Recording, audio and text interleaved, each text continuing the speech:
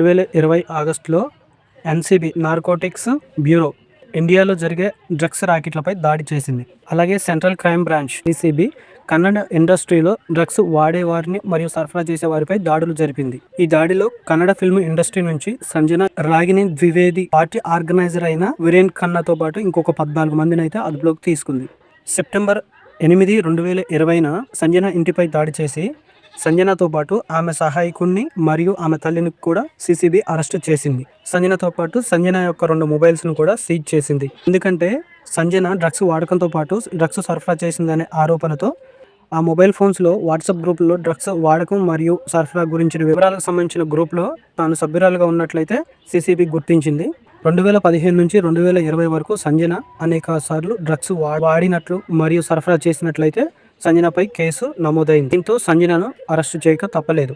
అయితే సెప్టెంబర్ 8, 2020న సంజన వేసిన బెయిల్ పిటిషన్ను ఎన్డీపీఎస్ స్పెషల్ కోర్టు తిరస్కరించింది. మళ్ళీ 2020 నవంబర్లో కర్ణాటక హైకోర్టు కూడా సంజన యొక్క బెయిల్ పిటిషన్ను తిరస్కరించింది. అయితే అరెస్ట్ అయిన 82 రోజుల తర్వాత సంజన అనారోగ్య కారణాల రీత్యా తన బెయిల్ పిటిషన్ను కర్ణాటక హైకోర్టు స్వీకరించి తనకు కొన్ని కండిషన్స్తో కూడిన బెయిల్ను అయితే మంజూరు చేయడం జరిగింది. ఈ కేసులో డిసెంబర్ 2020లో హైదరాబాద్ ఫోరెన్సిక్ ల్యాబ్లో సంజన హెయిర్ యొక్క శాంపిల్స్ టెస్ట్ చేయగా తను డ్రగ్స్ వాడినట్లుగా నిర్ధారించబడింది. ఈ టెస్ట్లో కోకైన్ మరియు ఎండిఎంఏ 2 వాడినట్లుగా ఆమె హెయిర్ శాంపుల్ అయితే పాజిటివ్ అయితే వచ్చింది. అయితే మార్చి 25, 2024న కర్ణాటక హైకోర్టు సంజన కేసులో పోలీసులు ప్రొసీజర్ ఫాలో అవ్వలేదనే కారణంతో తన కేసును అయితే క్వాష్ చేసింది. అయితే రీసెంట్గా బిగ్ బాస్ 9లోకి అడుగుపెట్టిన సంజన గల్రాని తన కేసు పూర్తిగా కొట్టివేయబడిందని, తనకు కోర్టు నుంచి క్లీన్ చీట్ ఇచ్చిందని తనే స్వయంగా బిగ్ బాస్ 9లో అయితే చెప్పడం జరిగింది. అయితే తనపై ఆరోపణలు వచ్చినప్పుడు అన్ని మీడియా ఛానల్స్ హైలైట్ చేసి నన్ను ట్రోల్ చేశాయి.